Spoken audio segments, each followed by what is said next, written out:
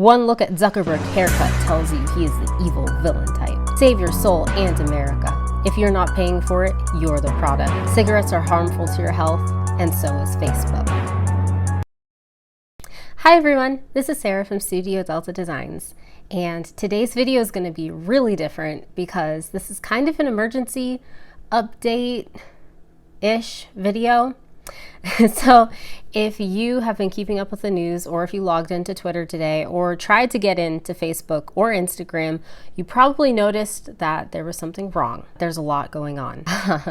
Last night, 60 Minutes released an interview with whistleblower Frances Haugen, a former Facebook employee, and she had some pretty terrible things to say. She said that in 2018, Facebook made a change to its algorithm to promote content that created more divisiveness, incited a lot of anger, got more emotional reactions from people, because that is what kept people on the platform longer. In an internal study that they did, they found that if they were to change the algorithm to make content safer or to promote safer types of content, that people would spend less time on the platform.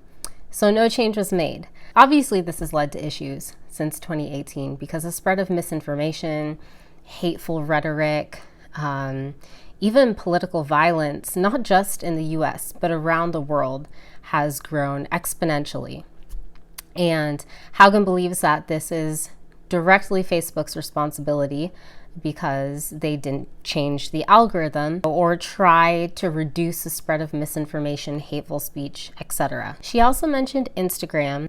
Facebook owns Instagram, and said that Instagram promotes an unhealthy body image issue in its younger users, especially teens, which I feel like most of us knew, but knowing that Facebook knew and didn't do anything about it is just another damning fact that she came out with. So I was able to find some reactions on Twitter while Facebook and Instagram were down, coincidentally, and the reactions were pretty intense. Yeah. So what does this mean for businesses? Whenever you have your content on a social media platform, the content is yours, but it's being hosted by a private company. This is why you should save everything that you post. Your information is being stored somewhere else. Your page is not your own. Your page is subject to this private business, to their rules, their terms, conditions. They format the page they would like it to be formatted.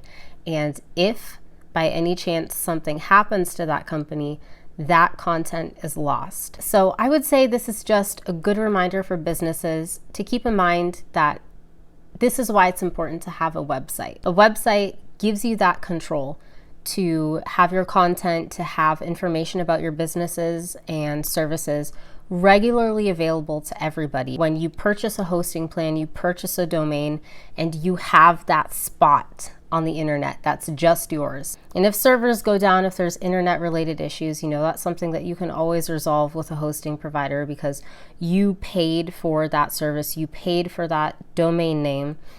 This website is essentially yours. Whereas with just using social media pages for your business, you are at the mercy of that platform. They can change pretty much anything they want to, and you just have to go along with it. And if the site's down, the site's down, and users have nowhere to go to access information about your business. That's why it's incredibly important to have a website, to use multiple social media platforms and not just one, and to have multiple different kinds of content too, so that if for some reason everybody moves away from Facebook, hey, you'll be on Instagram. If everybody deletes Instagram, hey, you have a TikTok. If everybody for some reason, or if your audience isn't on TikTok, hey, you can just switch over to Twitter. Having a variety of content is key, and also having a website is key. I would recommend that everybody watches the full 60 Minutes interview. I haven't finished it yet, but from what I've seen, it doesn't seem like something that Facebook is going to be able to just kind of brush under the rug. I will post more updates as they come out, and I'll keep an eye on the pages to let you know if there are any changes, if there's anything that you need to do differently for your business page. But for right now, I wouldn't panic.